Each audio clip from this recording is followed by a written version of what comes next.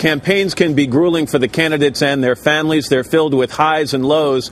And in this section of our interview with Sarah Palin, I start by talking to her about what was probably the highest moment of her run for the vice presidency, her speech before the Republican National Convention. It was a wonderful night because I had my family there with me, my parents, my siblings, Todd and the kids. And, I knew that it was an opportunity to be there representing the middle-class, hard-working American families facing challenges that certainly my family faces. Nerve-wracking? Not nerve-wracking, not at all. Because, again, I knew that the message was right, and I knew that people were there because they actually wanted to hear what John McCain and I had to say in that convention. Moms, they say the difference between a hockey mom and a pit bull? Lipstick. And when you sensed the excitement in that room as you concluded that speech, did you go into the wings of the stage and say, yes, this is going to go great? And did you have any idea that about a month later, people would have the knives out for you? I did not know that it would be as brutal a ride as it turned out to be in terms of some of the shots taken against my kids and the false allegations. What was the biggest misconception that you would have loved to have corrected at the time? It started off with the rumors, the speculation, even in mainstream media, that Trig wasn't actually my child, that Trig was somebody else's child, and I faked a pregnancy. That was absolutely ridiculous, and it took days for that's false allegation to ever be corrected. And then rumors right off the bat, too, that, I was some wacko that as a city manager I tried to ban the books in our local library, and they listed the books that supposedly I tried to ban. Books like Harry Potter that hadn't even been written when I was the mayor and the manager.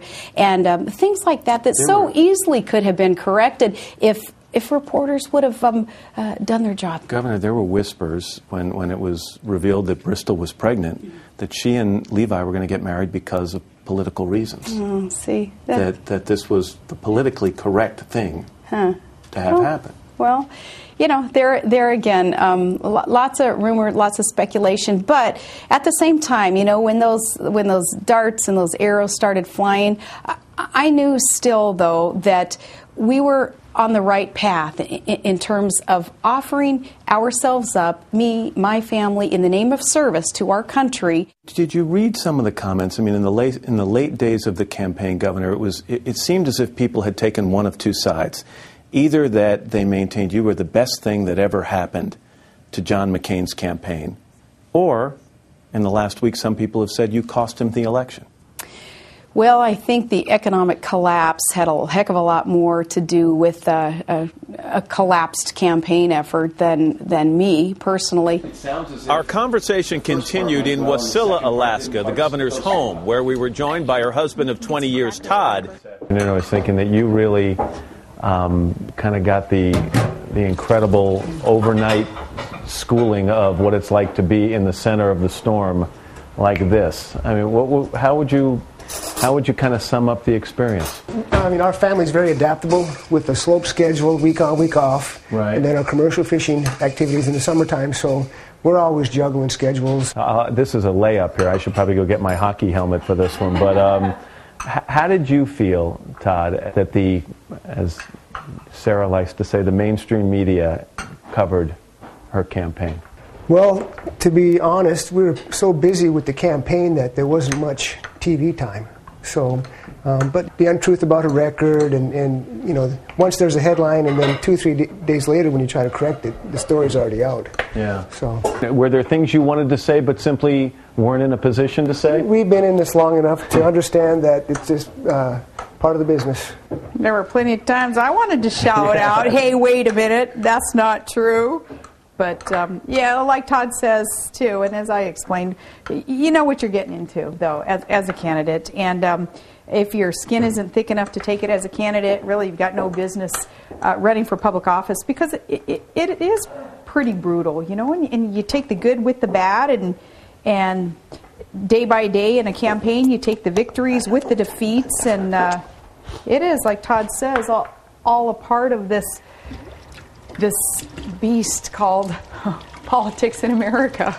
Governor, you said to me earlier, I said, if you had a do-over, and you said, well, just wanted to spend more time with people and perhaps do more interviews. Much was made over the number of interviews you did versus Senator Biden. And I'm curious, was there someone saying to you, no, let's not do a lot of interviews? I'm not going to get into that inside baseball strategy that was used with those who are calling the shots in the campaign. I'm going to let them answer that. But suffice it to say, I'm comfortable doing interviews. I love being able to express what my positions are, where it is that I would like to see, in this case here in Alaska, where I would like to see my state go and where I feel that I'm capable of leading it.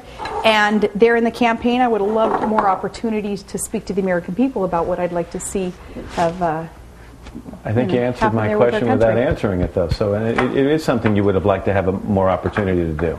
You have to be able to do that. I mean, you can't just assume that the voters are going to be able to just guess what is going on and, just be able to guess and assume what a candidate's positions are or what their plans are. You have to be able to